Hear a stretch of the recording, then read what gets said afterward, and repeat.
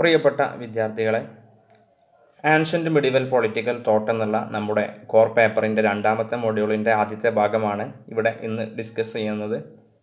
Module 2ൻ്റെ പേര് Greek political thought എന്നാണ്. Greek political thought നമ്മൾ ചെറുപ്പകാലം മുതലേ പഠിക്കുന്നതാണ്. നമ്മുടെ മനുഷ്യൻ്റെ സിവിലൈസേഷനുമായി ബന്ധപ്പെട്ട് ഏറ്റവും പ്രധാനപ്പെട്ട സംസ്കാരങ്ങളിൽ ഒന്നാണ് ഗ്രീക്ക് സംസ്കാരം. അപ്പോൾ അവിടെ തന്നെയാണ് ഈ പൊളിറ്റിക്കൽ തോട്ടിൻ്റെ ഒരു ഉത്ഭവം എന്നുള്ള രീതിയിൽ നമ്മൾ പറയുന്നത്. അപ്പോൾ ഗ്രീക്ക് പൊളിറ്റിക്കൽ തോട്ടാണ് ഗ്രീസിലെ പ്രധാനപ്പെട്ട, അതായത് ആൻഷ്യൻ്റ് ഗ്രീക്കിലെ പ്രധാനപ്പെട്ട പൊളിറ്റിക്കൽ ചിന്തകന്മാരുടെയും അവരുടെ ആശയങ്ങളെയൊക്കെയാണ് നമുക്ക് പഠിക്കാനുള്ളത്. അപ്പോൾ ഗ്രീക്ക് പൊളിറ്റിക്കൽ തോട്ടിൽ നമ്മൾ ആദ്യം ഡിസ്കസ് ചെയ്യുന്നത് എന്താണ് ഗ്രീക്ക് പൊളിറ്റിക്കൽ തോട്ട് എന്നുള്ളതാണ്. ഇപ്പോൾ പുരാതന യൂറോപ്പിലെ രാഷ്ട്രീയ ചിന്തകളുടെ ഒരു അടിസ്ഥാനം അല്ലെങ്കിൽ ഒരു ബേസ് എന്നറിയപ്പെടുന്നത് ഗ്രീക്ക് പൊളിറ്റിക്കൽ തോട്ടുമായി ബന്ധപ്പെടുത്തിയാണ്. ഇപ്പോൾ യൂറോപ്പിൻ്റെ തെക്കേ അറ്റത്ത് സ്ഥിതി ചെയ്യുന്ന ഗ്രീസിലെ ആളുകൾ അന്ന് ജീവിച്ചിരുന്നത് നഗര രാഷ്ട്രങ്ങളായിട്ടായിരുന്നു. അതിന് നമ്മൾ ഇംഗ്ലീഷിൽ യൂസ് ചെയ്യുന്ന വേർഡാണ് സിറ്റി സ്റ്റേറ്റ്സ് എന്നുള്ളത്. സിറ്റി സ്റ്റേറ്റ്സ്, ഓക്കെ, നഗര രാഷ്ട്രങ്ങൾ, സിറ്റി സ്റ്റേറ്റ്സ് എന്നുള്ള പേരിലാണ് അറിയപ്പെടുന്നത്. അപ്പോൾ അതൊരു രാഷ്ട്രമാണെന്ന് ചോദിച്ചാൽ ഇന്നത്തെ പോലെ ഒരു രാജ്യമില്ല. ജനങ്ങൾ കൂടി ചേർന്ന് താമസിക്കുന്ന ഓരോരോ നഗരങ്ങളെ കേന്ദ്രീകരിച്ചായിരുന്നു അന്ന് ഈ സിറ്റി സ്റ്റേറ്റ്സ് എന്ന് പറയുന്നത്. അപ്പം നഗര രാഷ്ട്രങ്ങളായിരുന്നു അന്ന് എന്നുള്ളത് നമുക്ക് ഒരു കൺക്ലൂഷൻ എന്നുള്ള രീതിയിൽ പറയാൻ പറ്റും. നഗര രാഷ്ട്രങ്ങൾ, അതിലിപ്പോൾ ഒരു നഗരമായിരുന്നു ഏതൻസ്, രണ്ടാമത്തെ നഗരമായിരുന്നു സ്പാർട്ട, അങ്ങനെ വ്യത്യസ്തമായിട്ടുള്ള നഗര രാഷ്ട്രങ്ങളായിട്ടായിരുന്നു ജീവിച്ചിരുന്നത്. അപ്പോൾ ഒരു ആ നാട്ടിലെ പ്രധാനപ്പെട്ട ഒരു ബിൽഡിങ്ങിൻ്റെ അല്ലെങ്കിൽ ആ നാട്ടിലെ പ്രധാനപ്പെട്ട നമ്മളിപ്പോൾ ഒരു കണ്ണുകൊണ്ട് നോക്കിയാൽ എത്ര കാണാൻ പറ്റുമോ അത്രയും ഭാഗങ്ങളൊക്കെ അടങ്ങുന്ന ഒരു ഭാഗമായിരുന്നു അന്നത്തെ രാഷ്ട്രം എന്നുള്ള പേരിൽ അറിയപ്പെട്ടിരുന്നത്. അന്നത്തെ ഓരോ രാഷ്ട്രത്തിലെയും ജനസംഖ്യയായിട്ട് ഔദ്യോഗികമായിട്ട് പരിഗണിച്ചിരുന്നത് 5040 ആയിരുന്നു. 5040 5040, ഓക്കെ, ഇത്രയായിരുന്നു ഒരു ജനസംഖ്യ, അടിസ്ഥാന ജനസംഖ്യയായിട്ട്. അതിൽ കൂടുതൽ ഉണ്ടാകും. അതിൽ കൂടുതലുള്ളതിനെ നമ്മൾ സിറ്റി സ്റ്റേറ്റ്സ്, ഒരു ബേസിക് ജനസംഖ്യയായിട്ട് പരിഗണിച്ചിരുന്നത് 5040 ആയിരുന്നു എന്നുള്ളതാണ് രേഖകളിലൊക്കെ കാണുന്നത്. ഇനി അടിമത്വം എന്നുള്ളത് അന്ന് പ്രധാനപ്പെട്ട ഒരു സംവിധാനമായിട്ട് നിലനിന്നിരുന്നു എന്നുള്ളതാണ്. അടിമത്വം, സ്ലേവറി നിലനിന്നിരുന്ന ഒരു സമൂഹമായിരുന്നു അന്ന് ഈ ഗ്രീക്ക് സിറ്റി സ്റ്റേറ്റ് എന്ന് പറയുന്നത്.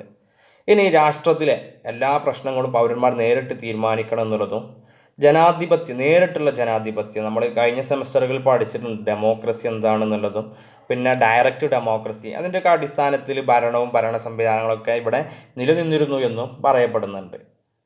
ഇനി ഗ്രീക്കുകാർ, അവരുടെ പ്രത്യേകത എന്ന് വെച്ചാൽ അവർ പരിഷ്കൃത സമൂഹമാണ് ഗ്രീക്കുകാർ എന്നുള്ളത് അവർ സ്വയം കണക്കാക്കിയിരുന്നു. അവരാണ് ഏറ്റവും പരിഷ്കൃതർ എന്നുള്ള രീതിയിലായിരുന്നു അവരുടെ രാഷ്ട്രീയ ജീവിതമൊക്കെ ഉണ്ടായിരുന്നത്.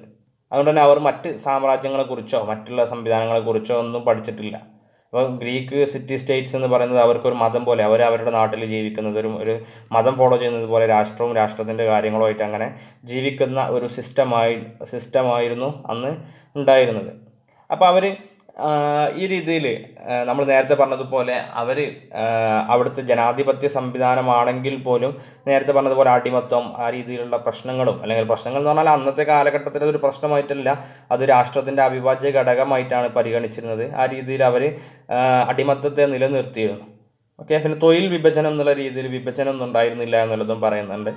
പിന്നെ ഗ്രീക്കിലെ ആളുകൾ അവർ വലിയ രീതിയിലുള്ള യുദ്ധങ്ങളോ മറ്റൊന്നും ഉണ്ടായിരുന്നില്ല ആ സമയത്ത്. ഗ്രീക്കിലെ ആളുകൾക്ക്, അതായത് ഈ ആൻഷ്യൻ്റ് പൊളിറ്റിക്കൽ തോട്ടിൻ്റെ ഒരു കാലഘട്ടത്തിൽ അവർക്ക് വലിയ രീതിയിലുള്ള യുദ്ധങ്ങളോ മറ്റൊന്നും ഉണ്ടായിരുന്നില്ല എന്നുള്ളതും പറയുന്നുണ്ട്.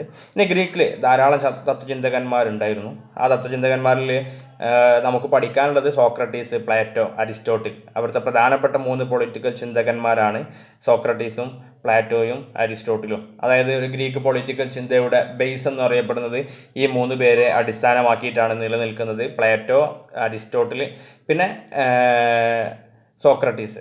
അതിൽ തന്നെ നമുക്ക് ഏറ്റവും കൂടുതൽ പഠിക്കാനുള്ളത് പ്ലാറ്റോയെക്കുറിച്ചും അരിസ്റ്റോട്ടിലിനെ കുറിച്ചുമാണ്. അരിസ്റ്റോട്ടിലാണ് നമ്മളെ പൊളിറ്റിക്കൽ സയൻസിൻ്റെ പിതാവ് എന്നുള്ള രീതിയിലൊക്കെ അറിയപ്പെടുന്നത്. ഫാദർ ഓഫ് പൊളിറ്റിക്സ് എന്ന് അറിയപ്പെടുന്നത് അരിസ്റ്റോട്ടിലാണ്. അപ്പോൾ നമുക്ക് അരിസ്റ്റോട്ടിലിനെ കുറിച്ചും പിന്നെ പ്ലാറ്റോ, ഒരുപാട് വ്യത്യസ്ത പഠനശാഖകളുമായി ബന്ധപ്പെട്ട് നിലനിൽക്കുന്ന പ്രധാനപ്പെട്ട ആശയങ്ങളൊക്കെ രൂപീകരിച്ച വ്യക്തിയാണ് പ്ലാറ്റോ എന്ന് പറയുന്നത്. ഇത്തരം പൊളിറ്റിക്കൽ ചിന്തകൾക്ക് തുടക്കം കുറിച്ചൊരു വ്യക്തി എന്നുള്ള രീതിയിലാണ് സോക്രട്ടീസിനെ നമുക്ക് ഡിസ്കസ് ചെയ്യാനുള്ളത്. അപ്പോൾ നമുക്ക് പ്രധാനമായിട്ടും 3 പേരാണ് ഡിസ്കസ് ചെയ്യാനുള്ളത്. നമ്മൾ അതിൽ ആദ്യം സോക്രട്ടീസിനെയാണ് ഇന്ന് ഡിസ്കസ് ചെയ്യുന്നത്. അപ്പോൾ സോക്രട്ടീസിൻ്റെ ഒരു കാലഘട്ടം നമുക്ക് പറയാൻ പറ്റുന്നത് 469 BC മുതൽ 399 BC എന്നുള്ള രീതിയിലാണ്. അപ്പോൾ നമ്മളതിൽ ആ ഒരു കാലഘട്ടം നോക്കുമ്പോൾ 469 to 399 എന്നറിയപ്പെടുമ്പോൾ നമ്മളത് മൈനസിലാണ് വരുന്നത്. അപ്പോൾ ബിഫോർ ക്രൈസ്റ്റ് ആയതുകൊണ്ടാണ് ഈ ഒരു രീതിയിൽ വരുന്നത് കേട്ടോ. ബിഫോർ ക്രൈസ്റ്റ് എന്നുള്ള രീതിയിൽ വരുന്നതുകൊണ്ടാണ്. അപ്പോൾ അപ്പോൾ ഗ്രീക്ക് പൊളിറ്റിക്കൽ ചിന്തയിലെ പ്രധാനപ്പെട്ട ചിന്തകനാണ് സോക്രട്ടീസ് എന്നുള്ളത്. അപ്പോൾ ഏതൻസിലാണ് അദ്ദേഹം ജീവിച്ചിരുന്നത്. അപ്പം ഏതൻസ് എന്നുള്ളത് ഗ്രീക്ക് പൊളിറ്റിക്കൽ ചിന്തയുമായി ബന്ധപ്പെട്ട് അദ്ദേഹം ജനിക്കുന്ന ഒരു കാലഘട്ടത്തിൽ തന്നെ ക്ലാസിക്കൽ ഗ്രീക്കിലെ തത്വചിന്തകനായി, അതായത് 469 ജനിച്ചു എന്ന് പറഞ്ഞല്ലോ. അദ്ദേഹം ക്ലാസിക്കൽ ഗ്രീക്ക് തത്വചിന്തകനായിരുന്നു. ക്ലാസിക്കൽ എന്ന് വെച്ചാൽ അവർ ട്രഡീഷണൽ ആയിട്ട് ഒരു ഫിലോസഫർ എന്നുള്ള രീതിയിൽ ഉയർന്നു വന്ന വ്യക്തിയായിരുന്നു. പാശ്ചാത്യ തത്വചിന്തകളുടെ സ്ഥാപകരിൽ ഒരാളായിട്ട് അദ്ദേഹത്തെ കണക്കാക്കപ്പെടുന്നുണ്ട്. പാശ്ചാത്യ തത്വചിന്തയുടെ സ്ഥാപകൻ, അതായത് ഒരു ഔദ്യോഗികമായിട്ട് ഒരു തത്വചിന്ത എന്നല്ലെങ്കിൽ ഫിലോസഫർ എന്നുള്ള രീതിയിലൊക്കെ അറിയപ്പെടുന്നത് ഈ സോക്രട്ടീസാണ്. സോക്രട്ടീസിൻ്റെ കാലഘട്ടം മുതലാണ് ഇങ്ങനെ പരിഗണിക്കുന്നത്.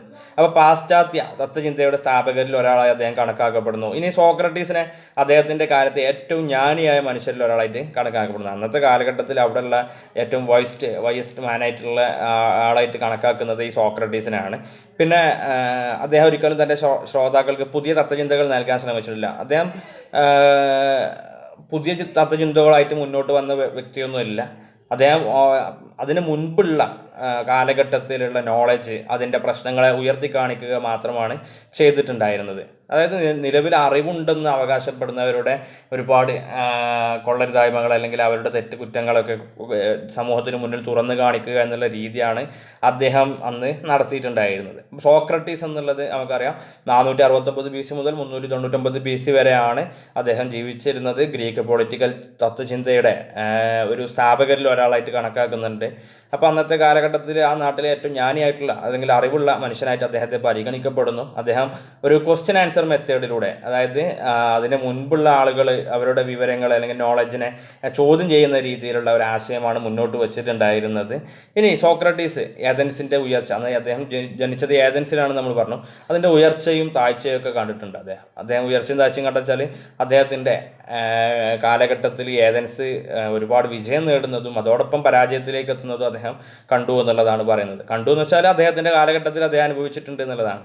പിന്നെ അദ്ദേഹം പ്രധാനമായിട്ടും ഭൗതിക ശാസ്ത്രം, ഫിസിക്കൽ സയൻസിൻ്റെയും ഫിലോസഫിയുടെയും വിദ്യാർത്ഥിയായിരുന്നു എന്നുള്ളതാണ്. വിദ്യാർത്ഥി എന്ന് വെച്ചാൽ അതിലായിരുന്നു അദ്ദേഹം കൂടുതൽ പഠനങ്ങൾ നടത്താൻ ശ്രമിച്ചിരുന്നത് എന്നുള്ളതാണ്. അതോടൊപ്പം ഓരോ പൗരൻ്റെയും പൗരധർമ്മങ്ങൾ എന്തൊക്കെയാണ്, ഒരാളുടെ അല്ലെങ്കിൽ സിവിക് ഡ്യൂട്ടീസ് എന്തൊക്കെയാണ് എന്നുള്ളതിനെക്കുറിച്ച് അദ്ദേഹം കൃത്യമായിട്ടുള്ള പഠനം നടത്താൻ ശ്രമിച്ചു. സിവിക് ഡ്യൂട്ടീസ്, ഒരാളുടെ പൗരധർമ്മത്തെക്കുറിച്ച് അദ്ദേഹം പഠിക്കാൻ ശ്രമിച്ചു എന്നുള്ളതാണ്. പിന്നെ അദ്ദേഹം ആ ഒരു കാലഘട്ടത്തിൽ ഏതൻസിൽ സൈനികനായിട്ടും അദ്ദേഹം പ്രവർത്തിച്ചിട്ടുണ്ട്. അങ്ങനെ ആ രീതിയിൽ ഒരുപാട് ഓരോ വ്യക്തിക്കുമുള്ള ഡ്യൂട്ടി എന്നുള്ള രീതിയിൽ, അതായത് സമൂഹത്തിൽ ഓരോ വ്യക്തികൾക്കും എന്തെല്ലാമാണോ ഡ്യൂട്ടി ഉള്ളത്, അത്തരം ഡ്യൂട്ടികളെക്കുറിച്ച് കൃത്യമായിട്ട് ഫിലോസഫിക്കൽ ആർഗ്യുമെൻറ്റ്സ് നടത്തിയിട്ടുള്ള പ്രധാനപ്പെട്ട ഒരു വ്യക്തിയാണ് ഈ സോക്രട്ടീസ് എന്ന് പറയുന്നത്. ഓക്കെ, അപ്പോൾ ആ ഒരു രീതിയിൽ പുതിയ തത്വചിന്തകൾ ഒരുപാട് കൊണ്ടുവരികയും മറ്റുള്ളവരുടെ മുന്നിൽ അദ്ദേഹം പുതിയ കാഴ്ചപ്പാടുകൾ ഈ രീതിയിൽ അവതരിപ്പിക്കാൻ ശ്രമിക്കുകയും ചെയ്തു എന്നുള്ളതാണ്. പിന്നെ അദ്ദേഹം ഈ അന്നത്തെ രാജാക്കന്മാരുടെ അല്ലെങ്കിൽ ഭരണാധികാരികളുടെ സ്വേച്ഛാധിപത്യവും നിയമവിരുദ്ധവുമായിട്ടുള്ള നടപടികൾക്കെതിരെ അദ്ദേഹം പ്രവർത്തിച്ചു എന്നുള്ളതാണ്. അദ്ദേഹം ഈ രാജാക്കന്മാർക്ക് എന്തുമാവാം അല്ലെങ്കിൽ ആ രീതിയിൽ സ്വേച്ഛാധിപത്യ നടപടിക്രമങ്ങളെ അദ്ദേഹം പിന്തുണച്ചില്ല എന്നുള്ളതാണ് അദ്ദേഹം പറയുന്നത്. അപ്പോൾ അദ്ദേഹത്തെ പലപ്പോഴും ഈ തരത്തിൽ രാജാക്കന്മാരെന്ത് ചെയ്തിട്ടുണ്ട്, അദ്ദേഹത്തെ ഈ രാജകൽപ്പനകൾ അല്ലെങ്കിൽ ആ ഒരു രീതിയിൽ രാജാക്കന്മാരുടെ എല്ലാ ഉത്തരവുകളും അനുസരിക്കാത്തതിൻ്റെ പേരിൽ അദ്ദേഹം ജയിലിൽ അടക്കപ്പെടുകയൊക്കെ ചെയ്തിട്ടുണ്ട്. ഓക്കെ, പിന്നെ ആ രീതിയിൽ ഒരുപാട് വ്യത്യസ്തമായ രീതിയിൽ പൊളിറ്റിക്കൽ ചിന്ത മുന്നോട്ട് വെച്ചിട്ടുള്ള ആൾ കൂടിയാണ് സോക്രട്ടീസ് എന്ന് പറയുന്നത്. പിന്നെ അദ്ദേഹത്തിൻ്റെ പ്രധാനപ്പെട്ട ഒരു ആശയം അതാണ് നമ്മൾ വിർച്യു ഇസ് നോളജ് എന്നുള്ള പേരിൽ അറിയപ്പെടുന്നത്. വിർച്യു ഇസ് നോളജ് എന്നുള്ളത് അദ്ദേഹത്തിൻ്റെ പ്രധാനപ്പെട്ട ഒരു ആശയമാണ്. അപ്പോൾ സോക്രട്ടീസിൻ്റെ അഭിപ്രായത്തിൽ ഈ വിർച്യു ഓഫ് നോളജ് എന്നുള്ളതിൻ്റെ ആ ഒരു ആശയമാണ് പറയുന്നത്. സോക്രട്ടീസിൻ്റെ അഭിപ്രായത്തിൽ അറിവ് എന്നുള്ളത് 2 തരത്തിലുണ്ടെന്നുള്ളതാണ്. ഒന്ന് അഭിപ്രായം അഥവാ വിശ്വാസം, നമുക്കൊക്കെ ഉണ്ടാവില്ലേ, അഭിപ്രായം ഉണ്ടാവും അല്ലെങ്കിൽ വിശ്വാസം ഉണ്ടാവും. മറ്റൊന്ന് യഥാർത്ഥ ജ്ഞാനം, അതായത് റിയലായിട്ട് എന്താണോ ഉള്ളത് അതിനെ നമ്മൾ യഥാർത്ഥ ജ്ഞാനം എന്ന് പറയുന്നത്. ഓക്കെ, അപ്പോൾ 2 രീതിയിലാണ് അറിവുള്ളത്. ഒന്ന് അഭിപ്രായം അല്ലെങ്കിൽ അഥവാ വിശ്വാസം, മറ്റൊന്ന് യഥാർത്ഥ ജ്ഞാനം. അപ്പോൾ അതിൽ വിശദമായിട്ട് പറയുന്നത് അഭിപ്രായം എന്നാൽ നമുക്ക് ഒരു ഉറപ്പില്ലാത്ത കാര്യത്തെക്കുറിച്ചും മാറ്റങ്ങൾക്ക് വിധേയമാകുന്നതുമായിട്ടുള്ള ഒരു കാര്യമാണ് ഈ അഭിപ്രായം എന്നുള്ളത്. എന്നാൽ യഥാർത്ഥ ജ്ഞാനം എന്നുള്ളത് ശക്തമായ അടിത്തറയുള്ളതും അതായത് ശാസ്ത്രീയമായിട്ട് തെളിയിക്കാൻ പറ്റുന്നതുമായിട്ടുള്ള വിജ്ഞാനത്തെയാണ് നമ്മൾ യഥാർത്ഥ ജ്ഞാനം എന്ന് പറയുന്നത്. അപ്പോൾ ഈ ഒരു വിർച്യു ഈസ് നോളജ് അദ്ദേഹം പറയുന്നത് ഈ ശാസ്ത്രീയമായ രീതിയിൽ സത്യത്തെ പ്രതിനിധീകരിക്കുക എന്നുള്ള ഒരു ആശയത്തിനാണ് അദ്ദേഹം പ്രാധാന്യം കൊടുത്തത്. അതായത് ശാസ്ത്രീയമായ രീതിയിൽ മുന്നോട്ട് പോകുക എന്നുള്ള ഒരു ആശയത്തെയാണ് അദ്ദേഹം അതിനെ പൊസഷൻ ഓഫ് മൈൻഡ് എന്നുള്ളതാണ് പറയുന്നത്. Possession of mind. അപ്പോൾ റിയൽ പൊസഷൻ ഓഫ് മൈൻഡാണ് അത് നമ്മുടെ യഥാർത്ഥ ജ്ഞാനം എന്നുള്ളതാണ് അദ്ദേഹം പറയുന്നത്. സയൻറ്റിഫിക് സെൻസിൽ, അതായത് അന്നൊക്കെ ഊഹാപോഹങ്ങളുടെ അടിസ്ഥാനത്തിൽ അല്ലെങ്കിൽ അന്ന് ഈ അറിവുള്ളവർ എന്താണോ പറയുന്നത് അതുമാത്രം ഇങ്ങനെ അനുസരിക്കുക എന്നുള്ള രീതിയിൽ അതിനെക്കുറിച്ചൊന്നും പഠനം നടത്താത്ത രീതിയായിരുന്നു ഉണ്ടായിരുന്നത്. അപ്പോൾ ആ ഒരു രീതിയെ ചോദ്യം ചെയ്തിട്ടുള്ള ആളാണ് ഈ സോക്രട്ടീസ് എന്ന് പറയുന്നത്. അതുകൊണ്ട് തന്നെ വിർച്യു ഈസ് നോളജ്, യഥാർത്ഥ പവർ എന്ന് പറയുന്നത്, യഥാർത്ഥ ശക്തി എന്ന് പറയുന്നത് അത് യഥാർത്ഥമായിട്ടുള്ള അറിവുകളാണ് എന്നാണ് സോക്രട്ടീസ് മുന്നോട്ട് വെക്കുന്നത്. അപ്പോൾ ഈ ഒരു രീതിയിൽ ഈ ഒരു സോക്രട്ടീസിൻ്റെ ആശയത്തെ മാക്സി എന്ന് പറയുന്ന ചിന്തകനെ വിശേഷിപ്പിക്കുന്നത് വസ്തുതകളെ അടിസ്ഥാനമാക്കിയുള്ള യുക്തിസാഹമായ ന്യായവാദവും മാത്രമാണ് അദ്ദേഹം ശ്രദ്ധിച്ചത്. അതായത് അവിടെ ശാസ്ത്രീയമായിട്ടുള്ള അറിവ്, വസ്തുതകൾ, റിയൽ ആയിട്ടുള്ള അറിവുകളും അതിൻ്റെ അടിസ്ഥാനത്തിലുള്ള ആർഗ്യുമെൻസുമാണ് ഈ സോക്രട്ടീസ് ശ്രമം നടത്തിയിട്ടുള്ളത് എന്നുള്ളതാണ് മാക്സി അഭിപ്രായപ്പെടുന്നത്. ഓക്കെ, അപ്പോൾ എല്ലാ സമൂഹത്തിലും ആളുകൾ വിജ്ഞാനം നേടണം, അതായത് നോളജ് നേടണം. ആ നോളജ് ആയിരിക്കണം അവരുടെ യഥാർത്ഥ പവർ എന്നുള്ളത് അദ്ദേഹം വിശ്വസിക്കുന്നുണ്ട്. യഥാർത്ഥ പവർ എന്ന് പറഞ്ഞാൽ യഥാർത്ഥ നോളജ് ആണെന്നുള്ളതാണ് അദ്ദേഹം പറയുന്നത്, സോക്രട്ടീസ് പറയുന്നത്. ഓക്കെ, അപ്പോൾ ഒരു വ്യക്തി ആ രീതിയിൽ നോളജിൻ്റെ അടിസ്ഥാനത്തിൽ, റിയൽ നോളജിൻ്റെ അടിസ്ഥാനത്തിൽ ജീവിക്കണം എന്നുള്ളതും അദ്ദേഹം മുന്നോട്ട് വെക്കുന്നുണ്ട്. അപ്പോൾ സമൂഹത്തിലുള്ള എല്ലാ പ്രശ്നങ്ങളുടെയും പ്രധാനപ്പെട്ട ഒരു കാരണം അറിവില്ലായ്മയാണെന്നും ആ അറിവില്ലായ്മ ഇല്ലാതാക്കിയിട്ട് പകരം ശാസ്ത്രീയമായിട്ട് അല്ലെങ്കിൽ സയൻറ്റിഫിക് ആയിട്ടുള്ള നോളജിനെ അന്വേഷിക്കുക എന്നുള്ള ഒരു ആശയമാണ് അദ്ദേഹം മുന്നോട്ട് വെക്കുന്നത്. ഇത്രയും കാര്യങ്ങളാണ് നമുക്ക് സോക്രട്ടീസിൻ്റെതായിട്ട് പറയാനുള്ളത്. സോക്രട്ടീസ് എന്താണ് മുന്നോട്ട് വെക്കുന്നത് എന്നുള്ളതിനെ വിർച്യൂസ് നോളജ് എന്നുള്ള ഒരാശയം മാത്രമാണ് നമുക്ക് പുസ്തകത്തിൽ പഠിക്കാനുള്ളത്, അല്ലാതെ വിശദമായിട്ട് അതിൽ പറയുന്നില്ല എന്നുള്ളതാണ്. അപ്പോൾ സോക്രട്ടീസിൻ്റെ ആശയവും അതോടൊപ്പം ഗ്രീക്ക് പൊളിറ്റിക്കൽ ചിന്തയുടെ ഒരു ആരംഭവും ആണ് നമുക്കിവിടെ ഡിസ്കസ് ചെയ്യാനുള്ളത്. Okay, thank you.